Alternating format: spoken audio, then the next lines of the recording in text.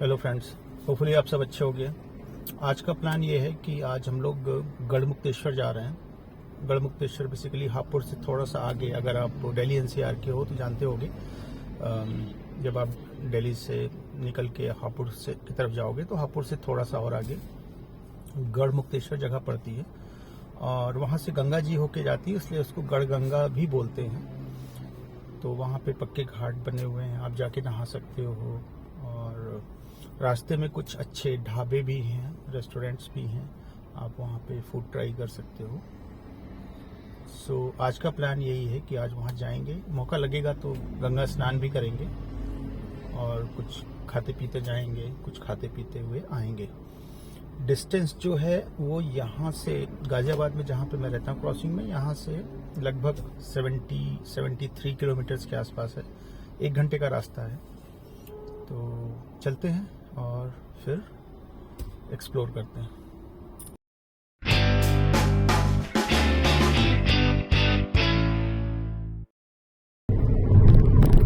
प्रयागराज का होने की वजह से गंगा स्नान से बहुत ज़्यादा रिलेशन है और मैंने अपनी मेमोरी में 2 बार का महाकुंभ देखा है, जो कि 12 साल के अंतर पे होता है।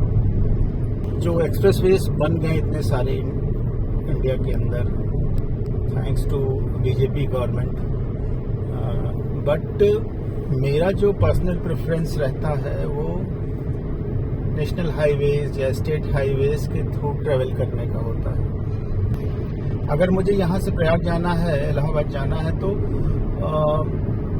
मैं यहाँ से लखनऊ से इलाहाबाद मतलब बड़े आराम से पहुँच जाता हूँ। और उसमें फैमिली के साथ जा रहे हो, आपको सिर्फ घर पहुँचना है तो ठीक है, आप एक्सप्रेसवेज ले लो। लेकिन अगर आपको घूमना है, एक्सप्लोर करना है, तो नेशनल हाईवेज, स्टेट हाईवेज मेरे ख्याल से ज़्यादा बेटर ऑप्शन होता है। हालांकि नेशनल और स्टेट हाईवेज की भी जो सड़कें हैं वो बहुत ही खूबसूरत हो गई हैं, बड़ी हो गई, चौड़ी हो गई, स्मूथ हो गई। गडकरी जी ने बहुत अच्छा काम किया है, मैं मतलब खुले दिल से इस बात की तारीफ करूंगा। और इंफ्रास्ट्रक्चर डेवलपमेंट के ऊपर मैंने नोटिस किया है कि बीजेपी गवर्नमेंट का खास करके बहुत ज़्यादा एम्फेसिस रहता है।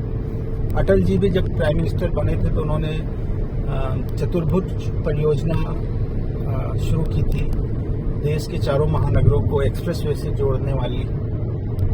और उसके बाद से अभी तक इंफ्रास्ट्रक्चर पे, और ये कोर है किसी भी ग्रोइंग इकोनॉमी के लिए, अच्छा इंफ्रास्ट्रक्चर होना, बिजली, पानी, रोड, ये सब बहुत मैंडेटरी होता है, तभी बूस्ट मिलेगा इकोनॉमी में, तभी एम्प्लॉयमेंट जनरेट होगा। और होपफुली अगले आने वाले कुछ सालों में इसका बहुत ही अच्छा रिजल्ट मिलेगा। अभी भी दिखने लग गया है, इंडस्ट्रीज यूपी में भी आ रही हैं बहुत सारी और डेवलपमेंट हो रहा है बिकॉज ऑफ दैट कि इंफ्रास्ट्रक्चर यहाँ पे काफ़ी मजबूत हुआ है पिछले कुछ सालों में।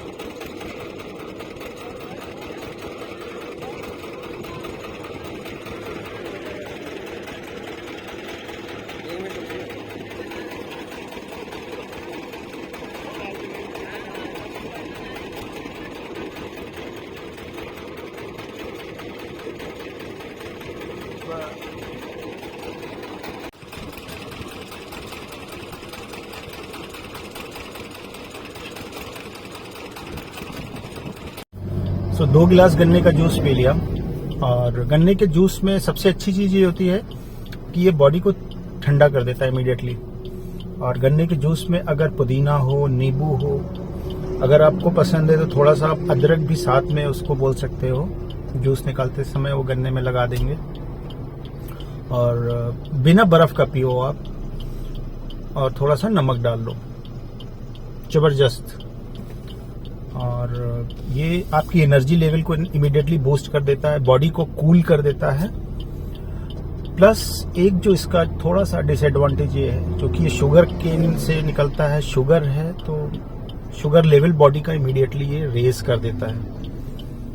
अदरवाइज तो मतलब गर्मियों में तो ये बिल्कुल बहुत अच्छा कूलेंट का बॉडी में काम करता है। जिस तरह गाड़ी में कूलेंट्स होते हैं उसी तरह से ये गन्ने का जूस बॉडी में कूलेंट का काम करता है। ये हो गया, छाछ हो गया, लस्सी, शिकंजी, देसी चीज़ें सबसे बेहतरीन होती है, उसका कोई कंपैरिजन नहीं है कोल्ड ड्रिंक और किसी भी चीज़ से। सो दिखा, मैंने रोक लिया, और मेरे रोकने के बाद मैंने देखा कि 2 गाड़ियां और मैं दिखाता हूँ सामने। सो ये गन्ने का जूस का सेटअप मुझे दिखाई दिया तो मैंने गाड़ी रोक ली। तो मेरे रोकने के बाद ये 3, एक ऑटो और सामने 2 कार, ये मेरे आने के बाद आई और लोग गन्ने के जूस का मज़ा ले रहे हैं। जबरदस्त। सो अब आगे की यात्रा फिर से कंटिन्यू करते हैं। अभी यहाँ से लगभग 30 किलोमीटर और जाना है। मेरा पर्सनल प्रेफरेंस ये होता है घूमते समय खास करके कि बहुत लंबा डिस्टेंस कवर करने के बजाय मैं कम डिस्टेंस पे ही ज़्यादा चीज़ों को एक्सप्लोर करूं। अब जैसे गढ़ जा रहा हूं तो मुझे पता है कि गंगा जी का घाट तो है ही, गंगा स्नान तो एक वहां की एक्टिविटी है ही, साथ में मैंने गूगल किया था तो कुछ पुराने मंदिर भी हैं वहां पे, और कहाँ है आज तक मैं कभी खोज नहीं पाया। यहाँ तो मैं गढ़गंगा तो मतलब 5-6 बार जा चुका हूँ, लेकिन मंदिर वो कभी मिले नहीं मुझे। अब यह हो सकता है कि गढ़मुक्तेश्वर के अंदर कहीं वो मंदिर हो, तो उसको अगर मौका लगेगा तो खोजूंगा। गढ़मुक्तेश्वर में आपका स्वागत है, गढ़गंगा में आपका स्वागत है। यहाँ मिट्टी कीचड़ बहुत ज़्यादा है, इस वजह से नीचे देख देख के चलना पड़ रहा है। चलते हैं, गंगा स्नान करते हैं और मैं आपको सामने का नज़ारा दिखाता हूँ। यहाँ काफ़ी डेवलपमेंट हो गया है। ये वॉच टावर है, बट इसमें टाइम बहुत लगा है, 2:10 के आसपास हो रहे हैं अभी। सब 360 व्यू देख लीजिए। सामने एक वॉल है, ये वॉल पहले नहीं थी। खाने के बहुत सारे ऑप्शंस हैं।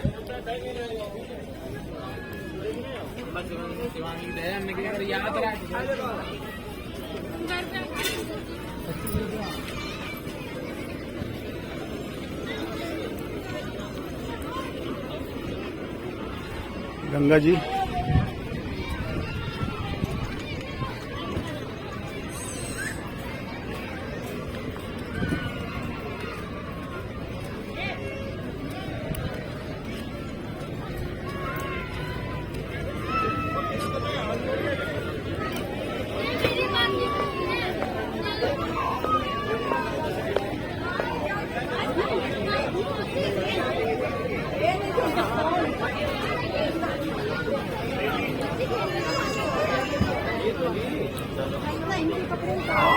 पंडित जी प्रणाम।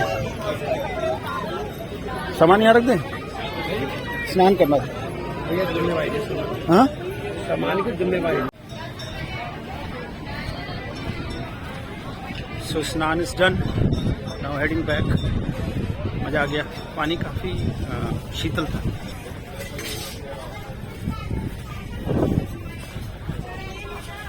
कार की तरफ वापस चलते हैं। पंडित जी ने टीका बहुत जबरदस्त लगाया है।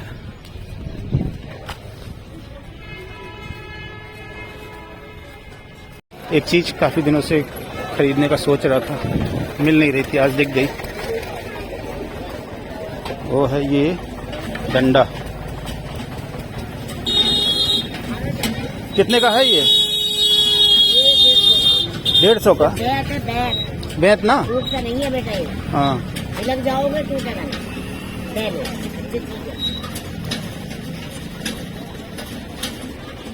याद करो बेटा, ले थोड़ा। हाँ, इसका देख लो को, तो हमारा सही कितना लगा देंगी? हाँ तुम्हारे चाहिए ना बैग बिकने का डंडा बिकने का। यहाँ पे कुछ समझ में आया है।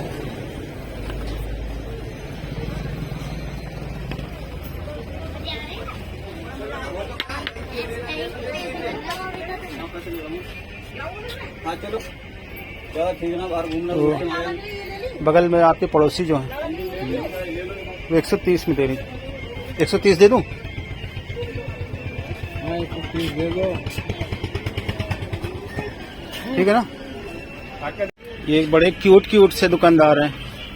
क्या उम्र है तुम्हारी बेटा? 12 साल। तुम्हारी? 8 साल। Very good. यही लोग दुकानदारी देखते हैं, बड़ा कोई नहीं देखता छुट्टी चल रही है, कॉलेज की छुट्टी है हमारी। अच्छा, इसको मेरे गांव में सोटा बोलते हैं।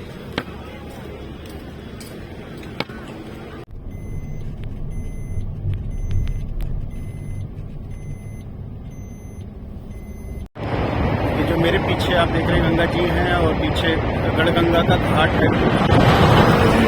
और ये ब्रिज है, ब्रिज के बगल में रेलवे लाइन भी है, जिस पे जाती हुई ट्रेन आप देख सकते हो। काफी नॉइजी है और ये ब्रिज भी हिलता रहता है। नीचे भाई टमाटर निकाल रहे हैं, टमाटर इकट्ठे हो गए हैं काफी, खेत के ताजे टमाटर।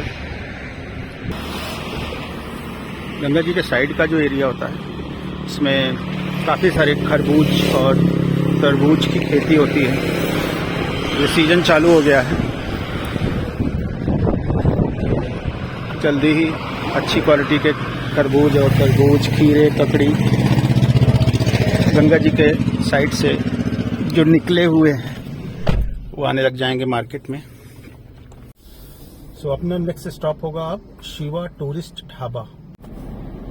सो हो गई एक गड़बड़ ये हुई कि शिवा टूरिस्ट ढाबा पे मुझे रुकना था और मैं आया रास्ते में तो एक देखा है काफ़ी बड़ा सेटअप था और शिवा टूरिस्ट ढाबा लिखा हुआ था, मामा यादव का नाम लिखा हुआ था। और जिस तरह से मूर्थल में है सुखदेव का ढाबा है उस तरह का सेटअप उन्होंने वहाँ पे बनाया हुआ था।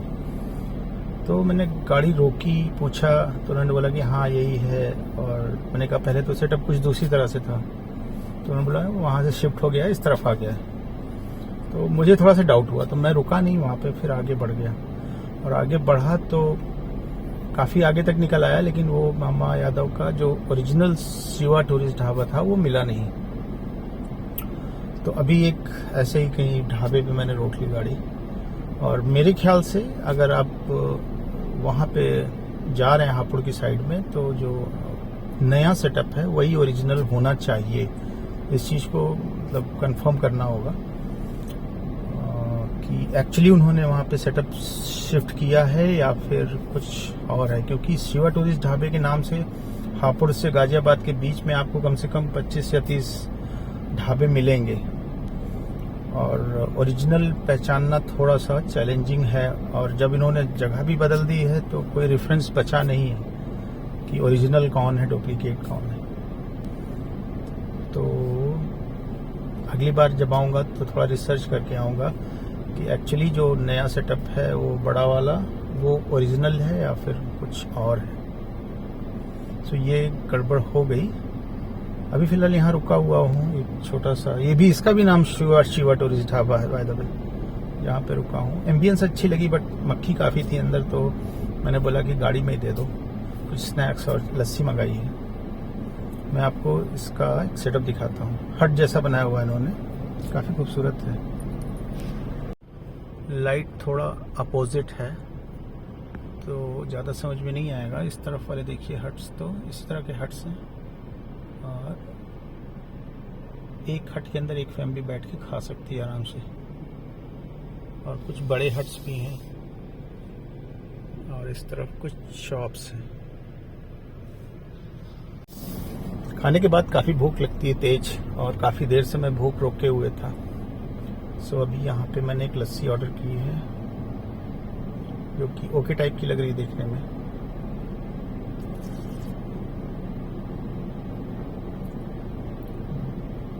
अच्छी है, बट इसके ऊपर नारियल का बूरा और काजू और रूअफ़ज़ा डालने की जरूरत नहीं थी।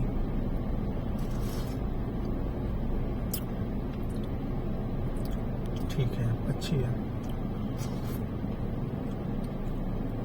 और भूख लगती है तो सब अच्छा लगने लगता है। आइटम नंबर 2 इज दिस पकौड़े। थोड़ा सा इसको नीचे करता हूँ तो आपको दिखाई देगा। ये पकौड़े हैं और 2 तरह की चटनियाँ हैं। इसको भुनते हैं फिर निकलते हैं।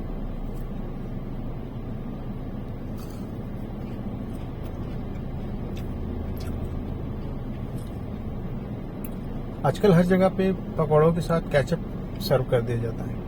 केचप बहुत आसान पड़ता है। ट्रेडिशनली ऐसा नहीं है। पकौड़े के साथ खाना है अगर आपको तो टमाटर, धनिया, लहसुन की जो चटनी होती है वो मिर्च डाल के वो ज़्यादा टेस्टी होती है, या फिर इमली की चटनी।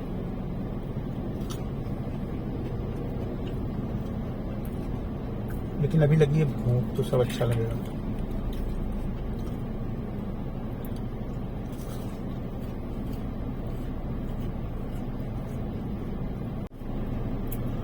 ये पकौड़े 80 रुपए के थे एक प्लेट, और ये 50 रुपए की लस्सी है।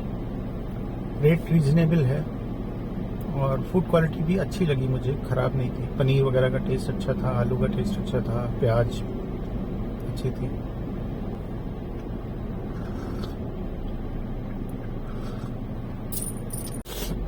जिस समय गंगा स्नान कर रहा था मैं चाह रहा था कि नहाते समय मुझे कोई शूट करे, लेकिन मैं अकेला था बिल्कुल। तो और सामान रखने के लिए भी जो पंडित जी लोग वहाँ पे घाट पे रहते हैं वो सामान रखने के लिए भी नहीं तैयार थे, तो शूट क्या करेंगे। और तो ले दे के पंडित जी के पास सामान रखा। एक मतलब कन्विंस हो गया समहाउ कि ठीक है आप रख लो, और कोई रखता नहीं है उन्होंने बताया। मैंने कहा ठीक है प्लीज़ रख लीजिए, 2 डुबकी लगा के सामने से आ रहा हूँ। तो उन्होंने रख लिया, फिर गया 2 डुबकी लगाई और वापस आ गया फटाफट। कोई साथ में रहता तो अच्छा एक वीडियो शूट हो जाता, बट अकेले रहने का कभी कभी ये डिसएडवांटेज भी होता है।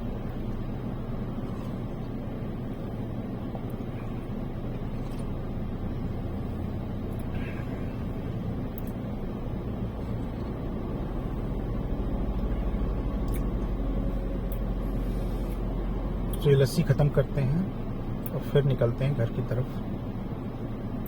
घर पहुंच के फिर आपसे कनेक्ट करते हैं।